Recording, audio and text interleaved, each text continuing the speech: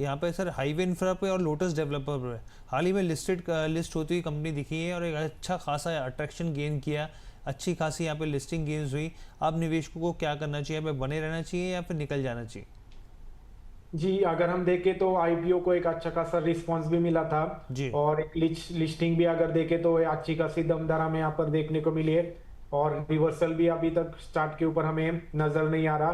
तो जरूर अगर उनका लॉन्ग टर्म का नजरिया है तो आप दोनों स्टॉक्स को होल्ड रख सकते हो। और अगर वापिस ये आईपीओ का जो हाई था इसका, ये अगर क्रॉस करके सस्टेन होता है वापिस, तो वापिस इसमें एक अच्छी खासी रैली हमें बनती हुई नजर आएगी। तो जरूर आप ये दोनों पोजीशंस में वो अपनी पोजीशन होल्ड रख सकते हो। और वापिस अगर ये दोनों अपने कॉस्ट प्राइस के आसपास आते हैं जहां पर इनकी आईपीओ प्राइस थी, तो निचले स्तर पे भी आप एवरेज करके लॉन्ग टर्म का नजरिया रख के होल्ड रख सकते हो। जी सर। इक्विटी मार्केट से जुड़ी हर अपडेट के लिए कमोडिटी समाचार को तुरंत सब्सक्राइब करें। Investments in securities market are subject to market risks. Read all the related documents carefully before investing.